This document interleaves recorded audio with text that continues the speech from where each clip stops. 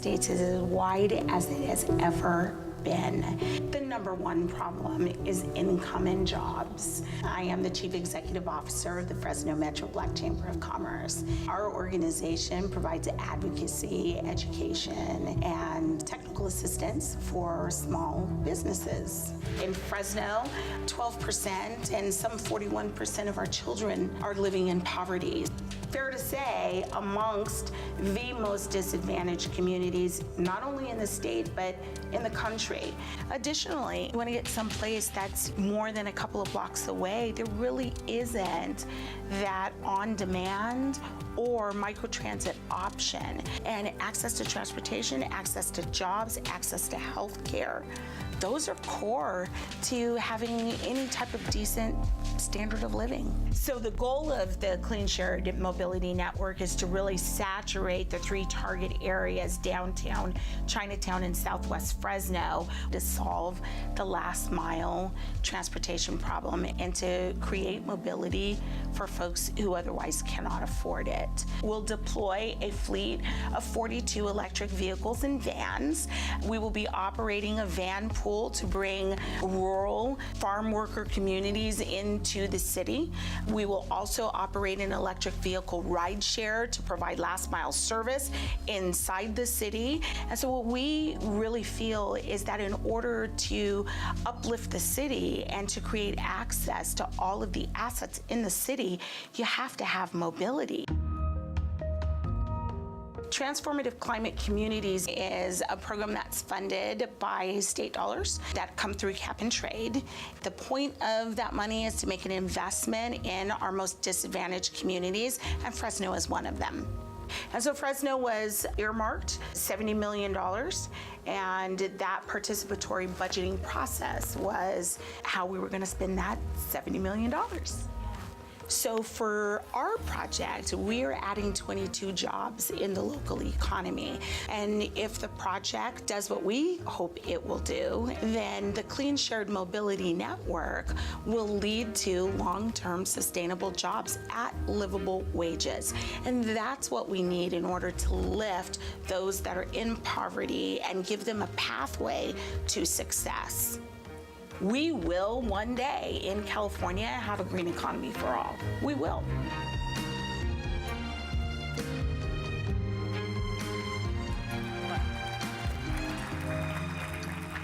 So please welcome to the stage the President and CEO of the Fresno Metro Black Chamber of Commerce, Tara Gray, and the Principal of Clean Energy Works and a Verge Vanguard winner, Holmes Hummel. That was a great video. Thank you. So this panel, I think, was listed with a couple of other people, and from Orson Aguilar from Greenlining Institute and Vien Trong from the Green for All and Dream Corps. We've switched things up. The strike was enabled, or some people chose not to come here. We would totally respect that. But I think, Holmes, you had a couple of things around that you wanted to just start off with about. Well, I'm sure people have noticed that the workers for the hotel are on strike.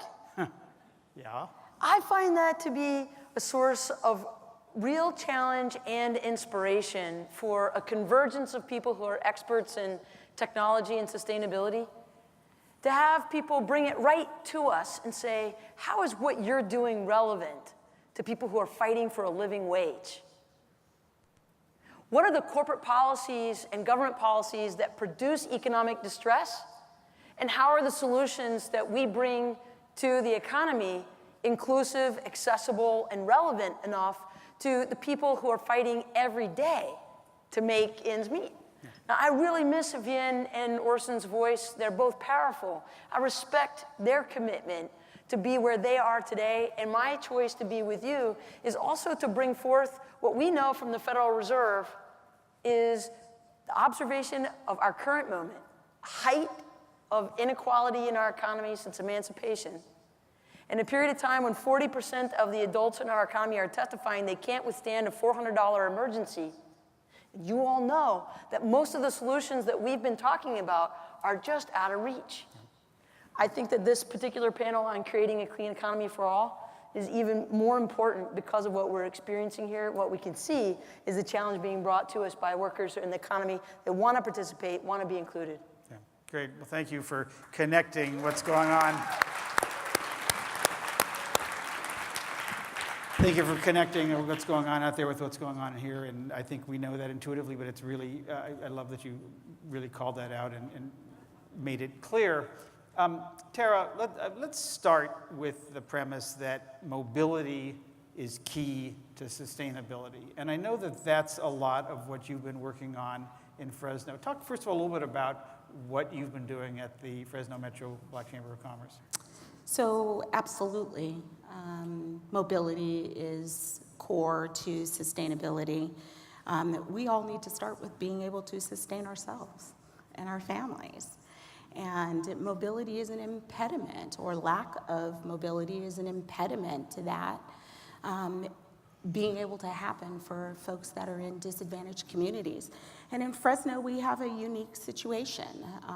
The majority of our downtown area, our southwest area, our Chinatown, are all disadvantaged communities. We top the list for Cal EnviroScreen poverty burden and related health effects.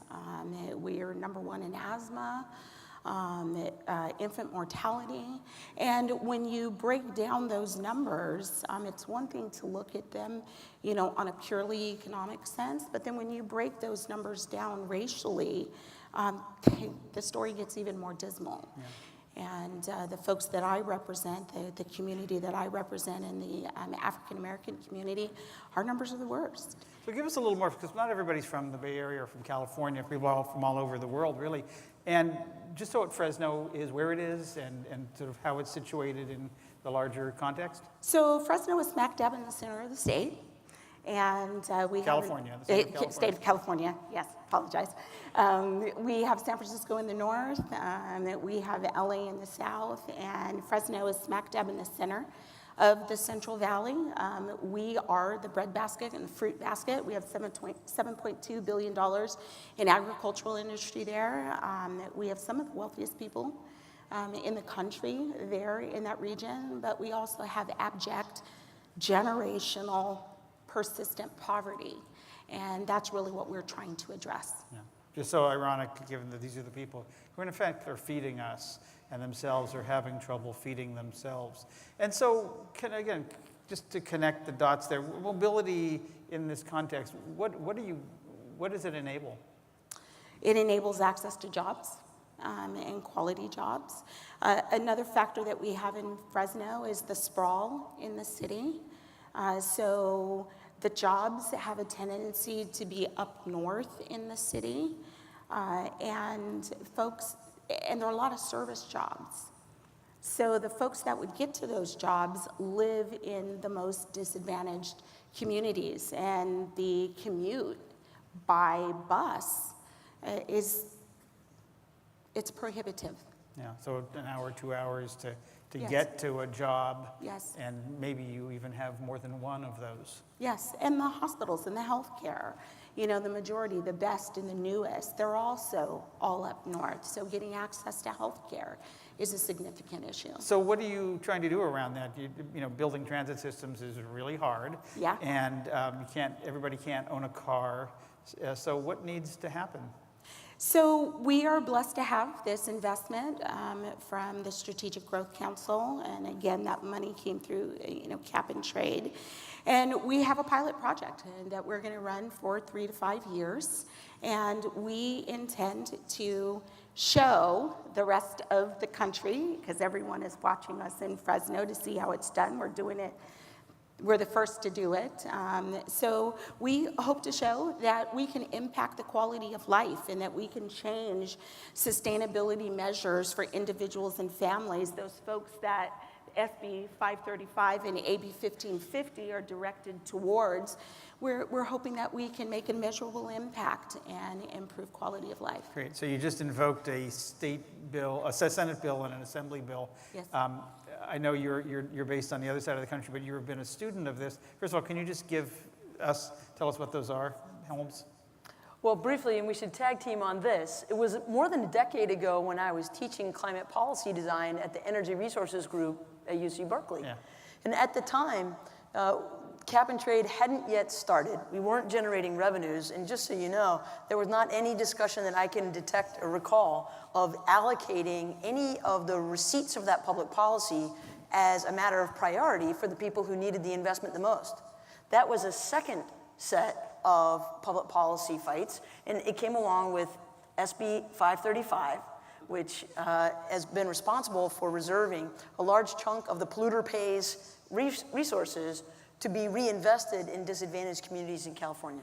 So Holmes, one of the many, many things I admire about you is the work you have done in rural America to help bring access to energy efficiency, renewable energy. And I'd love you to talk a little bit about that, but then how do you pivot to transportation and mobility? They're closely related, and here's why. In the clean economy, the architecture of most of the solutions that we hear about have the composition of a large upfront capital requirement and then very low operating costs. Sun, it's free. Wind, it's free. Energy efficiency is free, but you've got to pay that upfront ticket.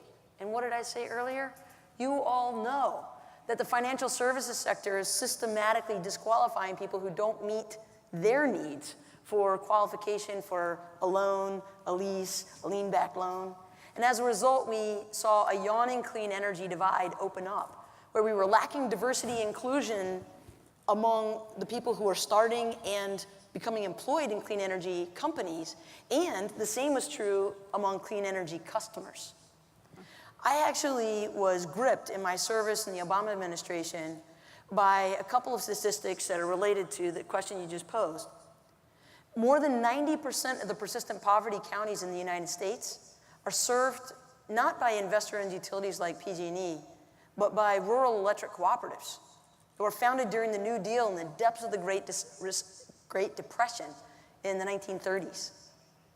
And these nonprofit utilities today are stretched across the Black Belt where you find the most of those persistent poverty counties.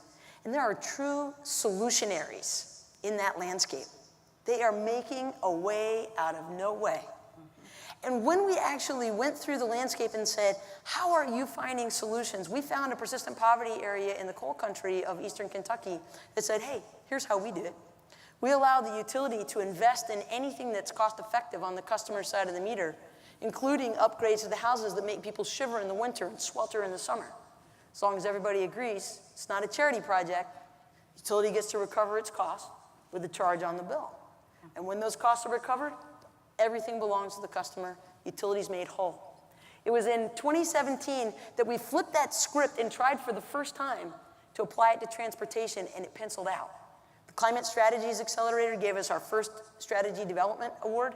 And about a month ago, the Global Innovation Lab for Climate Finance endorsed the same kind of tariffed on-bill financing that utilities can offer to transit, school bus fleets, and other types of transportation solutions after investigating it in half a dozen cities and 3 continents. It pencils out. We're really excited.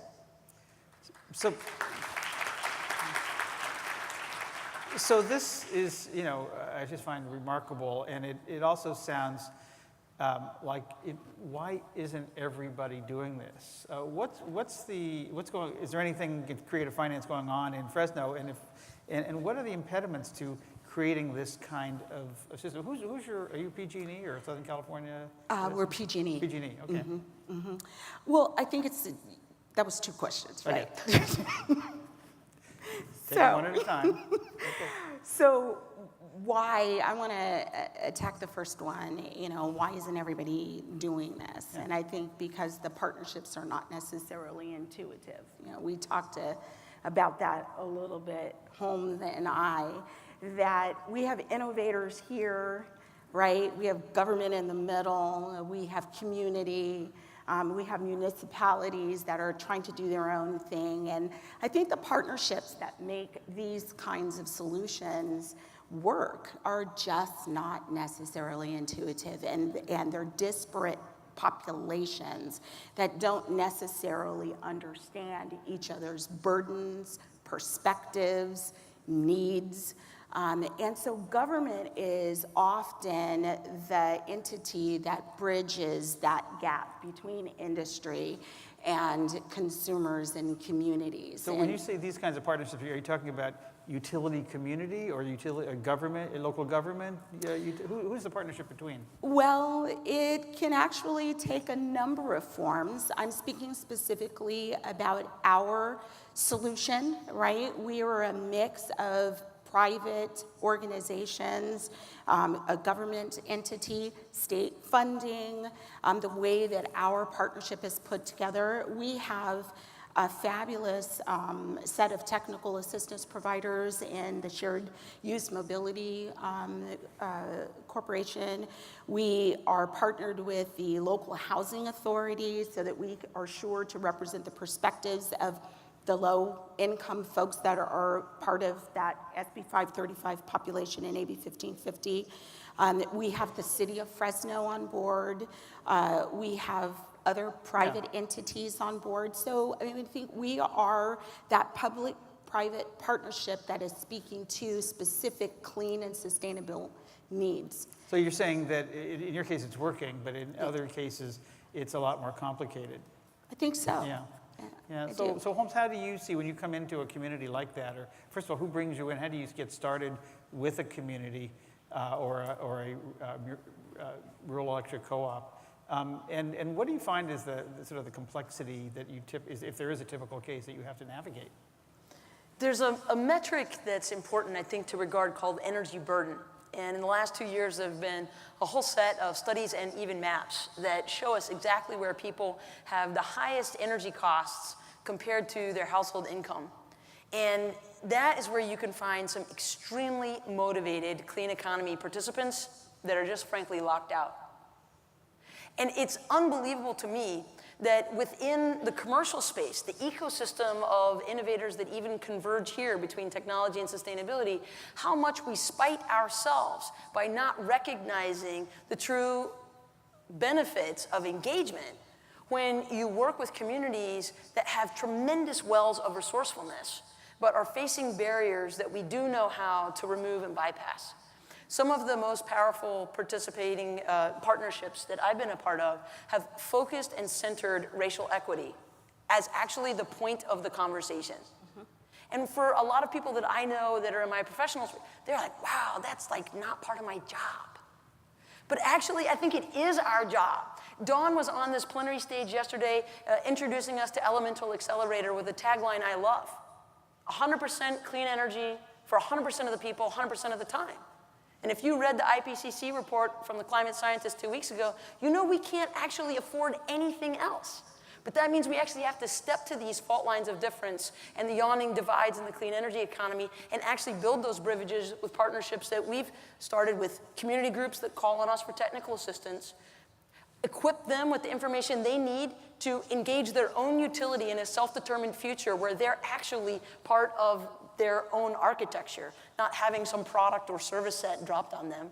And then actually qualified and given opportunities to participate in the jobs that it creates. And that's one of the things I love about the project in Fresno is the job creation that's focused on local folks. You know, to your point, you're really talking about systems change, right? And systems change takes time. And oftentimes we look at very specific technical aspects of our systems, and we don't necessarily bring into account the people that are a part of our systems. And I think that when you talk about adding a racial equity lens to the conversation, we have to ensure that as we build new systems and rebuild old ones, that you're exactly right, that racial equity lens has to be there. And we have to move past just a conversation about equity and inclusion, get past the hashtag moment, and actually make it happen. And that is not necessarily something that is comfortable for folks that are not used to having that conversation to do. And so it's incumbent upon all of us as we embark in this new frontier to really accelerate and elevate that conversation and ask ourselves, at what point can I jump in this game? At what point do I impact my little sphere? How do I create equity, which is not equality? It is inclusivity at a level that is on par with other demographics for your particular geographic region. So equity looks different in Memphis than it does in Cleveland, than it does in Fresno, than it does in Milwaukee, right? It looks different, but it's incumbent upon all of us to figure out what is that landscape and how do I make an impact. So if I'm building something new, I'm getting access to new capital to finish building it, I have a responsibility to be inclusive and equitable in the manner in which I do that. Yeah. I want to get to questions in a minute, but I want to talk to your point, Tara. I participated in a lunch discussion that was held up at the California Clean Energy Fund that was actually supposed to have been here, but some people who weren't, a couple of electeds who didn't feel comfortable coming here. And we talked about the local and regional job and workforce creation, but people talked about, it's not just about green jobs.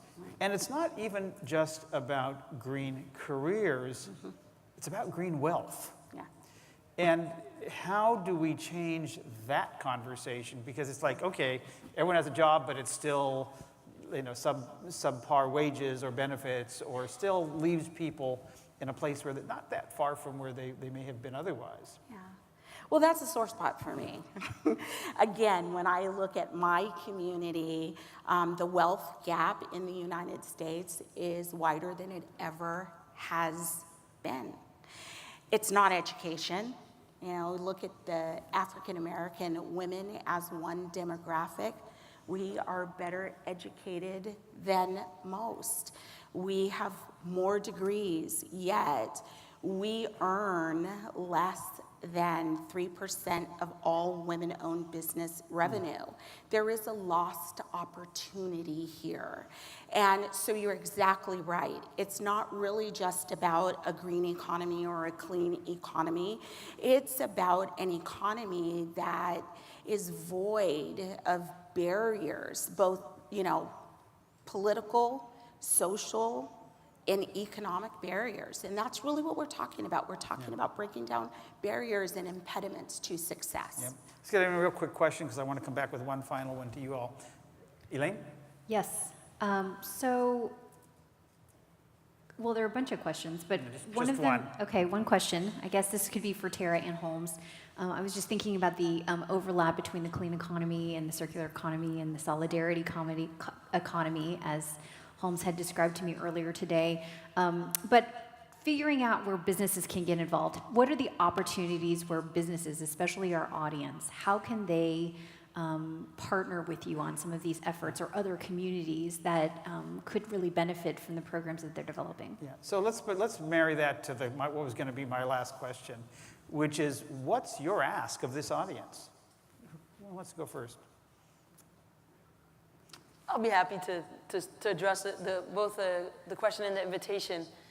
I do want to pay respects to Green Lining Institute, which has participated next door in the expo with a full bulletin board about what they call on us to do. And so if it hasn't been said from this plenary stage, by the time we get back together again, every participant in Verge is invited and challenged to think about a diversity and inclusion policy for the company or the agency that you work with. Because there's no real reason not to know what we could benefit from if we committed to that practice and we held ourselves accountable to the performance of equity and inclusion in the clean energy economy, what it would mean to our businesses, what it would mean to our industries.